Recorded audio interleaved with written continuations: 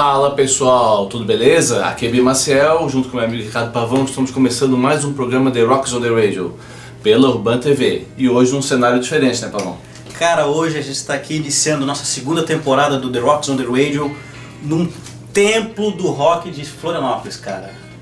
Esse aqui, roqueiro que é roqueiro, tem que ter passado por aqui ou tem que passar por aqui. Estamos aqui na Roots Records, um templo do rock, como eu falei, do nosso amigo Luiz Menegoto. E que a gente vai fazer essa temporada, alguns programas aqui nessa Disneylândia, né, cara? Olha só quem é que a gente tá. Aqui é diversão do começo ao fim. Aqui pra roqueiro não tem lugar melhor. E a gente tá então começando essa segunda temporada com um tema bem legal, né? Bem legal. A gente já tá feito no rádio esse programa. Esse programa já veio do rádio, mas agora a gente tá aqui pra TV. O nome do tema hoje é Se Esse Baterista Não Fosse Meu. Por quê, Pavão? Por quê? Porque existem bandas que o baterista é quem imprime a digital da banda, né? Então existem bandas que se o baterista fosse outro, provavelmente não teria sucesso, não chegaria ao sucesso que teve, ou a sonoridade da banda seria completamente diferente, né? Sim. Tu que é baterista sabe bem como é que é isso aí, né? O baterista, a gente fala que faz parte da cozinha da banda, né? Junto com o baixo, que dá as linhas de ritmo da banda, mas tem bateristas que realmente foram ícones das suas gerações, da sua banda lá, e que fizeram toda a diferença dentro da banda. Eles tinham uma característica, uma pegada, um jeito, um estilo tão diferente que isso ficou muito vivo na banda e realmente se não fosse ele, não teria. Então, sem mais delongas, vamos de vinheta e já voltamos com The Rocks on the Radio aqui na Roots Records.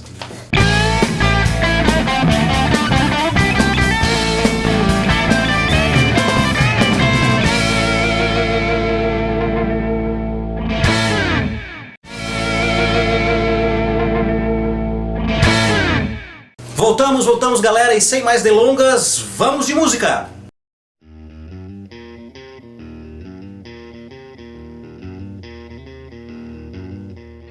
Bi, que sonzeira, hein, Bi? Sonzeira. Hoje aqui agora nesse bloco a gente escutou Ticket to Ride dos Beatles com Ringo Starr na bateria, Purple Raze com Jimi Hendrix, Experience com Mitch Mitchell. Tocava um pouco só. E uma musiquinha chamada Tom Sawyer com um tal de Neil Peart. Não conheço. Né? Um tal do Neil Peart que infelizmente já nos deixou, né? Cara, Ringo Starr. Cara, assim, o Ringo Starr é um baterista que muita gente, alguns bateristas até, a gente costuma dizer no meio que o baterista que não admira o Ringo Starr, ele não é baterista. Vai ter que duvidar um pouquinho da... Porque é o seguinte, cara, o Ringo Starr, muita gente pensa assim, She Love You, aquela época dos Beatles, cara, aquilo lá não era nem isso aqui perto do que ele fez depois, né? A gente botou Ticket to Ride, que é uma das músicas, né? Repito, a gente sempre fica um pouco limitado no negócio de clipes, né? Aqui, sim, lógico. Né? Tinha outras músicas que mostram muito o que ele é na bateria, mas essa bateria em si já é uma bateria mais complexa. Lembrando, nós estamos falando de uma época que foi tudo inovação, né? Tudo começou a fazer coisas novas, então ele trouxe muita influência. Eu vi uma vez uma entrevista com um documentário com o John Bonham do Led Zeppelin, que depois ele vai ser citado aqui também, que ele fala... Será? Eu acho que sim. Será? Que ele fala que ele se influenciou muito com o Ringo Starr também. Então olha só, o John Bonham, o Neil Peart falou a mesma coisa. Então ele, não vou dizer assim que é o pai da bateria do rock, porque teve muitos, mas só que ele, eu acho que é um batera que, por ser de uma banda tão icônica como os Beatles, né? Ele foi um baterista muito inovador, né? Foi. E uma curiosidade, ele não era o baterista original dos Beatles. Não. Né? Não era pra ser ele. Né? Não era pra ser ele. Então esse é um caso, e tem um outro caso também que a gente vai contar aqui, que o baterista original não era o que fez o sucesso da banda. Quem acompanha Beatles sabe que o baterista era o Pete Best. Isso. Que já era amigo deles lá de Liverpool, inclusive era na casa do Pete Best que se ensaiava. Ele ensaiava lá, que tinha um bar, enfim. Mas, numa audição, que foi uma audição meio que definitiva para a história dos Beatles, Pra definição se ia gravar ou não, né? Pra ver se ia gravar, se ia ser contratado, o produtor lá disse assim, olha, a banda é legal, vou contratar vocês, mas com esse baterista não vai rolar.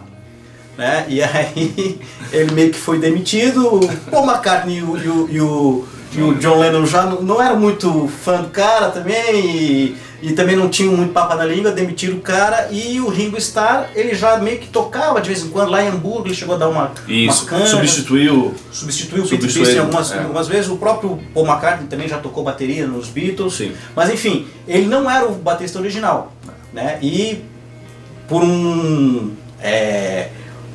sei lá, bênção divina lá, o cara disse, não, troca o baterista porque esse baterista não vai dar certo. A gente vai dizer assim, foi sócio do Ringo Starr, talvez sócio dos Beatles também, né? Porque aí ele influenciou muito, né? E assim, ó, a questão que tu falou o cara não é um baterista virtuoso, mas é um baterista extremamente criativo, né? Ele as linhas de baterias dos Beatles, tu pega cada disco tem uma linha de bateria diferente, porque ele inovava, ele abriu o leque de possibilidades da bateria. Sim. E assim, aquele kitzinho naquela época era um kitzinho minúsculo, né? Bem minimalista. Era da época, né? Da época, né? Com raras exceções ali era um pouco maior, era muito difícil. Tá. Depois a gente ouviu o Sister Rachel, o Purple Race, né? Do Jimi Hendrix Experience com Mitch Mitchell. Esse também foi um outro cara que... Esse aí, ele daí vamos pro virtuosismo. Esse aí sim, é um cara virtuoso, esse né? sim. Essa música que a gente ouviu mostra muito. E Fire também, que é uma música dificílima de tocar na bateria. Eu já tentei, dei uma enjambrada lá, uma enganada, porque não dá pra fazer tudo igual. É muito difícil. E ali ele mostrou realmente que ele estava muito acima da média dos bateristas da época. Ele foi um dos destaques no Woodstock como baterista, né? Teve gente que foi lá pra ver ele, né? Tem uma história de um show do Jimi Hendrix que teve até um pouco de ciúme do Jimi Hendrix, porque muita gente ovacionava ele e disse, pô, logo o Jimi Hendrix, né? Que, pô, é o cara, né? Então assim, o cara ele tava acima de todos, é uma influência também, o Neil Peart falou dele também, né? E ele tem uma passagem legal com os Beatles também, né? No lançamento do Sgt. Pepper, eles foram fazer um show lá em Londres, no teatro. Lembrando que Jimi Hendrix não é uma banda, né? Então a gente está falando de bateristas de banda, mas ele não era uma banda, mas ele se apresentava mas influenciou muito a música dele. Ele se apresentava como Jimi Hendrix Experience, quer dizer, então era meio que uma banda, era um power trio, era aquela rock raiz mesmo, baixo, guitarra, bateria. E então a bateria na composição da sonoridade desse trio era muito importante. E aí tem uma passagem que até está no filme do Jimi Hendrix, né, Tudo ao Meu Favor. Procurem isso na internet e vejam, esse filme é muito legal. Que eles vão fazer um show lá em Londres e na plateia estava lá no balcão o Fab Four, né, os quatro de Liverpool, o Beatles estava completinho lá com suas esposas e iam assistir o show. E falaram isso pro Jimmy. E o Jimmy chegou atrasado lá como sempre e tal, pegou com um disco embaixo do braço. O disco que ele estava chegando embaixo do braço era nada mais nada menos que o Sgt. Pepper's, que tá aqui, ó. É esse disco aqui, ó. Por isso que é bom estar aqui, né, cara? Que isso que é uma maravilha. Falou de Woodstock, tem ali, ó, tem um disco do Woodstock ali, ó, que eu tô vendo, eu não sei mais pra onde que eu olho, cara. Então, o Jimi Hendrix chega com um disco embaixo do braço e tira e ó, vamos tocar, ó, escuta essa música aqui, que era o Sgt. Pepper's. E esse aqui, não, vamos tocar essa música. Mas como vamos tocar essa música? Não, nós vamos tocar essa música, cara. E botou lá, e no backstage lá eles se conversaram e tocaram a música na frente dos caras lá. E a hora que eles começaram a tocar, o Paul, o Joe, o Ringo, o George se olharam assim, cara, como assim? Levantaram e aplaudiram. Quer dizer, isso aí não é pra qualquer um, né, cara? Um batera e a banda tem que estar bem a banda era muito boa, a banda do Jimi Hendrix era excelente. O baixista e o baterista era a cozinha perfeita, né? A cozinha perfeita, né, cara? Não, ali era acima da média, não tem jeito. Né? Ele lembra também um pouco o John Bonham, né? Lembra, eu gosto muito de comparar ele com o Ginger Baker do Cream. Ginger Baker. Eu gosto mais. Também já não tá mais entre nós. A linha dele ele é muito parecida com o Mitch Mitchell. O John Bonham tem uma levada de algumas coisas assim dele, mas o Ginger Baker é mais a linha do Mitch Mitchell, assim, de batera. E o Mitch Mitchell tem uma história, ele é uma origem de jazz, né? Começou a aprender com jazz, e o Ginger Baker também. Mais então, também, né? Então daí eles têm uma linha mais parecida. O Ginger Baker, o Mitch Mitchell, ele até em 85, se não me engano, teve um show em homenagem ao Jimi Hendrix, que foi ele que tocou, como batera. Tá. E depois a gente ouviu Tom Sawyer, que um tal Neil Peart tocou essa. Isso aí é Neil Peart é uma lenda, agora virou lenda, porque infelizmente faleceu, né, em janeiro de 2020.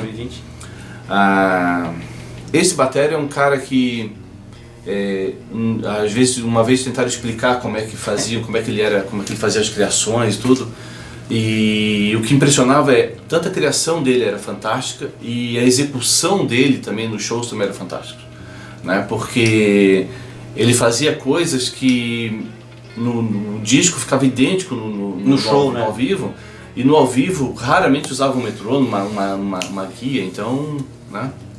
Então assim, ele chegava e executava aquilo. E as criações dele, aquela coisa, ele é letrista também do Rush, né? Esse também é um caso de baterista não original da formação inicial, né? O primeiro disco que chama Rush, que é só Rush, né? Um disco branco com Rush em era púrpura, sei lá. Era outro batera. Era um outro baterista, que esse baterista acabou ficando doente. Isso. Né? E assim, isso aí é coisas dos deuses do rock, né, cara? Não, esse baterista aqui não vai dar certo, vamos botar uma gripe nesse cara aqui, esse cara vai sair da banda. O cara saiu da banda, ficou doente lá e não pôde voltar, e o Neil Peart trabalhava lá com o pai numa loja de equipamentos lá, e eles botaram um anúncio no jornal lá, e ele foi pra audição. A hora que o cara começou a tocar, parou a audição na hora e disse, não, é esse cara aqui. E ele desde então, desde o segundo disco até a morte dele, ele foi o Fly By Night, no primeiro disco dele é Fly By Night. E ele era também ele era o principal compositor da banda, né, cara? Então assim, além de ser o escritor também. Ele tinha livros, né, publicados. De ficção científica. Até as letras têm muito a ver com ficção científica, né? E tem uma história do YYZ, né, da gravação do YYZ. Sim, eles ensaiavam um instrumental do Rush, né? Ensaiavam muito, é uma música complexa também. E um dia ele chegou mais cedo no estúdio e assim, bota aí, vamos fazer um take só pra testar o som da bateria e tal. Passou, gravou, e esse take é o que a gente ouve até hoje Quer dizer, sem ninguém, sem guia, sem nada. Sem guia, sem metrônomo, sem nada. Ele tocou de cabo a rabo só na cabeça dele, só com um clique da cabeça dele, né? Pra tu ver a genialidade que ele tinha, a habilidade, a competência que ele tinha, que ele gravou uma música complexa como YYZ, que não foi a que a gente tocou agora, mas vocês que conhecem Rush, o Duda Medeiros, que conhece Rush, né? É fanzaço. Que segundo o Duda Medeiros, para escutar músicas do Rush tem que ter uma calculadora científica para calcular compasso, pausa e tal, né? Mas isso mostra um pouco da genialidade, da competência. E ele é um cara muito concentrado. Se você ver ele tocando, ele não mexe um músculo da cara, da face, né? Parece que tá lendo jornal. Que ele tá lendo jornal. Dá uma raiva isso. Não mexe braço, mexe só o cu. É um negócio, uma técnica. E a bateria dele é um negócio ao contrário do Ringo. Outras épocas, né? Outro tipo de música também. Mas ele chegou a ser apelidado de Octopus, né? Porque parecia que tinha 8 braços, né? Então o cara, assim, e a bateria dele foi leiloada uma vez. Tem uma história engraçada sobre bateristas, sobre o John Bonham do Led Zeppelin e o Neil Peart do Rush, que muito fala assim, quem que foi melhor? E existia tem uma revista Drummer, né, internacional, que elegia naquele ano o melhor baterista. Então a briga foi sempre assim, John Bonham do Led Zeppelin, ou do Neil Peart do Rush, sempre, um com o outro. Daí o John Bonham morreu, o Led Zeppelin começou a ser votado sempre, né? O Neil Peart, né? Chegou no ano, a revista assim, a partir desse ano é o seguinte, pode votar, mas o Neil Peart não pode ser votado. Ele ficou no ao concurso, né? Então o Neil Peart não pode ser votado. É famosa. Bom, galera, então esse foi o nosso primeiro bloco. A gente volta já, não saia daí que The Rocks on the Radio volta já aqui na Roots Records.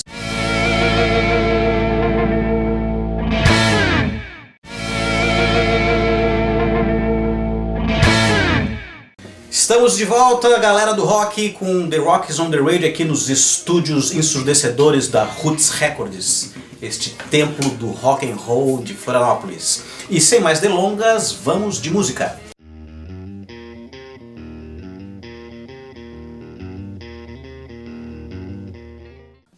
Voltamos. Pô, Pavão, o que ouvimos agora, hein? Ouvimos lá Black Dog, né? E Rock and Roll, ambos do Led Zeppelin, com nada mais nada menos que o John Bonham. e Roxanne The Police, com o Stuart Copeland. Cara, 2 bateras. Cara, acho que eu vou dizer que são 2 dos meus favoritos, assim, cara. Tu até, né? Hoje eu vim veio em homenagem, né? Em John homenagem ao John Bonham, Ao Led Zeppelin. ao Led Zeppelin. Cara, 2 fenômenos, né? John Bonham, a gente já falou um pouquinho no bloco anterior algumas coisas, porque eles meio que se misturam as histórias, né? Mas John Bonham, Black Dog e Rock and Roll, talvez as mais, se não as mais, mas uma das mais icônicas, onde a bateria Rock and Roll inicia com um solo de uma levada, puxada da bateria. puxada de bateria. Bom, tu que é baterista aí... Cara, assim, o Led Zeppelin é uma banda que é muito difícil dizer assim, pô, essa bateria. E eu vou te dizer, tá? O grande destaque do Led Zeppelin no primeiro disco, que é Led Zeppelin o nome, né? A primeira música do lado A, se eu não estou enganado, eu acho que até o Luiz pode me ajudar, porque ele está aqui do lado para a gente ajudar a colar aqui. O Luiz é nosso oráculo. Good Times, Bad Times, correto, Luiz? O primeiro disco do... Né? Esse disco aí já teve um destaque, o pessoal já chamou a atenção do Led Zeppelin pelo bumbo da bateria. Tá? Que é uma bateria, já é uma música que eles já chegam com os 2 pés, já tudo contratempo, aquilo lá é um inferno pro músico, né? E assim, quando ele entra o bumbo, cara, levado do bumbo, assim, pô, que é isso, cara? Tu já me falou algumas vezes, né, que o bumbo do Led Zeppelin, ele é muito difícil, né? São coisas que para um ouvido pouco treinado ou apenas, né, que não é um ouvido de músico, passa meio que desapercebido, mas isso, para quem tem um pouquinho mais de cuidado, um pouquinho mais de atenção, acaba percebendo, né? Vai exigir um pouco mais de conhecimento. E o próprio timbre também, né? Os timbres o timbre da bateria do John Bonham era diferente. Ele, geralmente a bateria, vamos botar assim, na parte técnica, começa geralmente afinada a caixa em Mi e vai indo a afinação, porque a bateria se afina em nota também.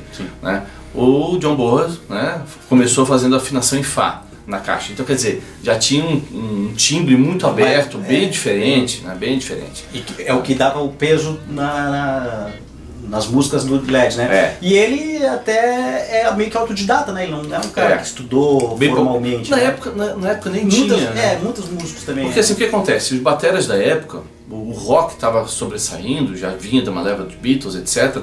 Mas os professores de bateria não eram roqueiros, era jazz.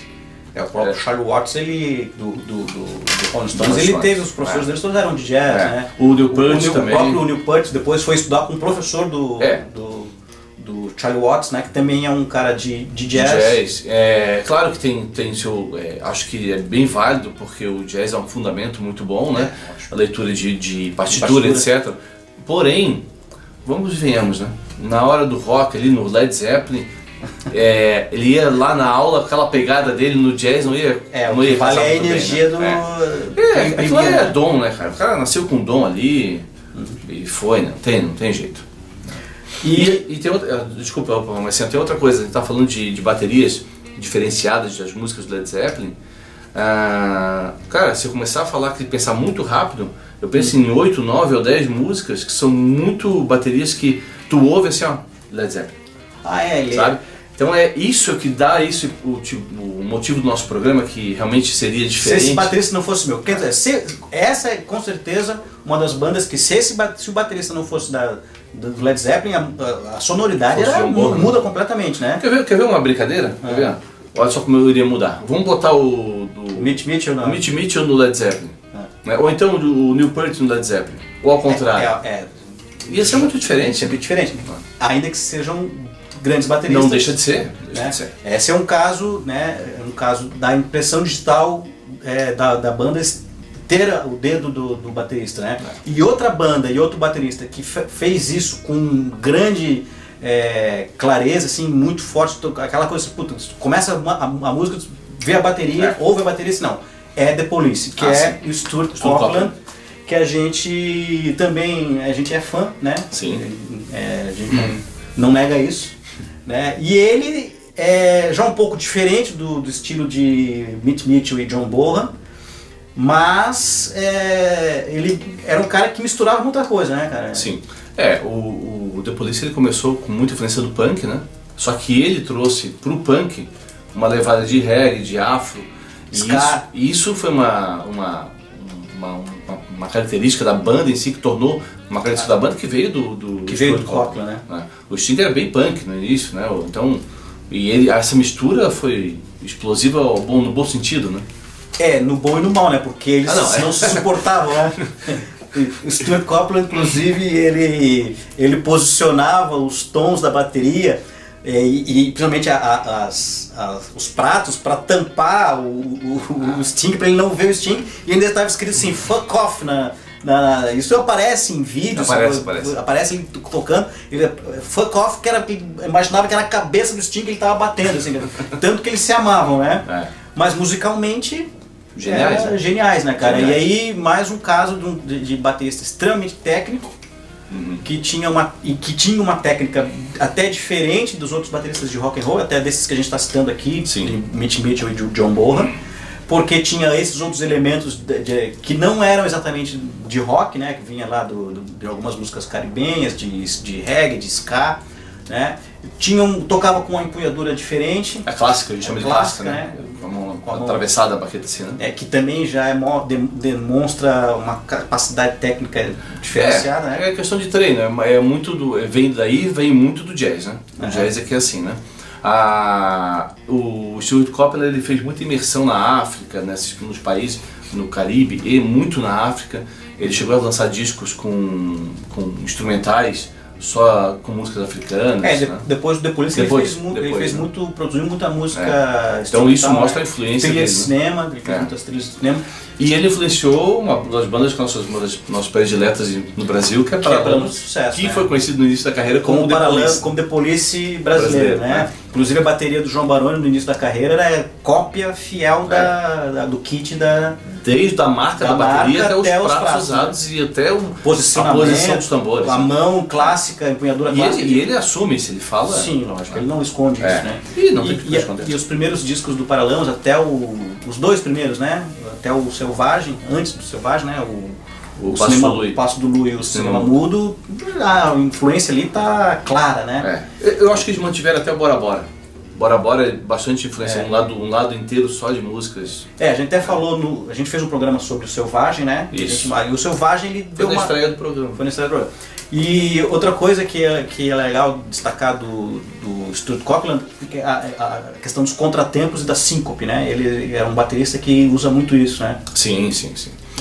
O que dificulta um pouco também a execução. Muito, e ele usa muito, ele tem uma variação muito boa entre chimbal e aro de caixa, que na época não se via.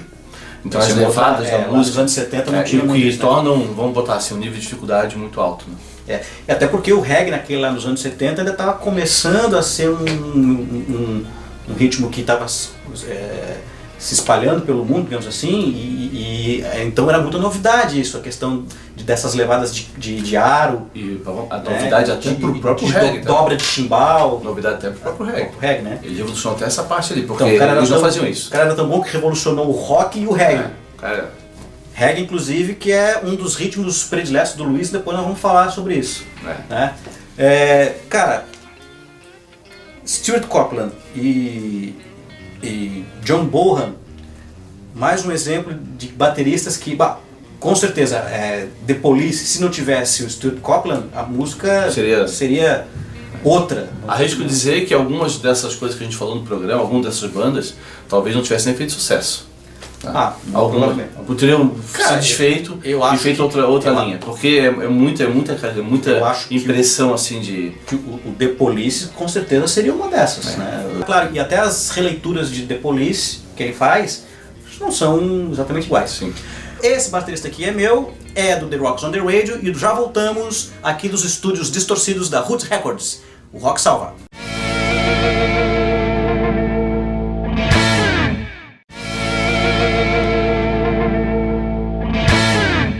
Estamos de volta, galera, aqui com The Rocks on the Radio, na Roots Records, este templo do rock. E infelizmente estamos voltando para encerrar este programa, que foi muito legal, né, cara? Eu adorei, né? Sou suspeito de falar. Se esse baterista não fosse meu, e eu tô aqui com o meu baterista, chegamos ao final, cara, e como não podia deixar de ser, a gente vai manter a nossa tradição, que é prestigiar uma banda catarinense. Prestigiar uma banda da nossa terra aqui, né? É importante dizer que a gente vai citar uma banda aqui, uma música, um baterista, são vários, eu sou amigo de vários bateristas aqui, graças a Deus, assim, são todos excelentes. Gangue aí de bateristas. Tudo gente boa, né? Tudo gente boa. Tudo gente boa, né? Baterista é tudo gente boa, eu já vi um problema com baterista, cara? Não. Então, é tudo gente boa, né? Já guitarrista, Tirando o baixista. Stuart Copeland que brigava com o Sting. Mas deu problema do Sting, cara. O Sting que é chato. O Sting que era chato. Mas assim, nós vamos falar hoje da Dracônica, uma banda do Duda Medeiros. Duda Medeiros, que adora Rush. Adora, fã do Rush primeiro. Rush. Vai em tudo que é lugar do mundo pra ver o Com a Rush. sua calculadorinha científica. E nós vamos tocar a música Evolução com o batera Richard Bondan, que é um puta de batera. Toca muito. Um dos melhores que a gente já viu por aqui. Eu sou fanzaço dele, acompanhei ele, a gente começou a tocar na mesma época, acompanhei a evolução dele como Ele aprendeu, batera. né? Ele aprendeu, eu não. Mas com certeza ele é muito melhor que eu, com certeza. Não precisa muito também. Né? Mas ele até começou a primeira vez que eu vi ele tocar foi no Quarteto Banho de Lua. Quarteto Banho de Lua, é verdade. Não sei se foi a primeira banda dele, não me lembro, mas a primeira vez que eu vi ele tocar. Aliás, um abraço pro Quarteto Banho de Lua, que tá aí nativa direto, né? O Negão, o Seben. estão sempre tocando, aí eu vejo eles aí no Instagram, tem que continuar aí. Negão, grava um clipe daquela música lá que eu te falei, porque a gente toca aqui. É boa. Tá com preguiça? Pô.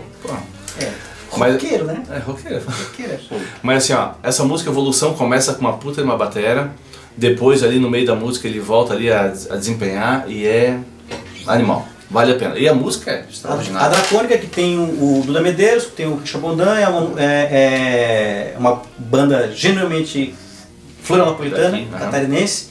E então, galera, esse foi mais um The Rocks on the Radio. A gente vai ficar por aqui, o programa especial, abertura da nossa segunda temporada. Conseguimos chegar na segunda temporada, hein, cara? Meu Deus. O Paulo não demitiu a gente ainda. E o Paulo não demitiu a gente, nenhum gringo. A gente quer deixar aqui um abraço para a Actoro, para o Gringo, pessoal da Actoro, que nos apoia sempre, que está nos dando essa força, está nos ajudando a fazer esses programas, nos ensinando a fazer esse negócio que a gente nunca fez na vida. E mais uma vez agradecer aqui ao Luiz e a sua esposa, que nos cederam aqui a honra e a alegria de estar aqui nesse templo, nessa Disneylândia do rock, que é a Roots Records. Nós vamos fazer um programa especial para contar essa história maravilhosa de empreendedorismo, de amor ao rock, de amor ao disco, aos discos, né? A gente tá aqui a música, a gente tá cercado aqui por, nossa, não sei nem por onde começar aqui, cara, de tão legal que é isso aqui. Então a gente vai ficando por aqui, acompanha a gente nas nossas redes sociais, que se resume ao Instagram. Isso. @the.rockradio. Rock Radio, e a gente fica por aqui. Semana que vem, sábado às 19 horas na Urban TV e reprises nas segundas e quartas às 23 horas. Às 23 horas, o Rock Salva e vamos de música!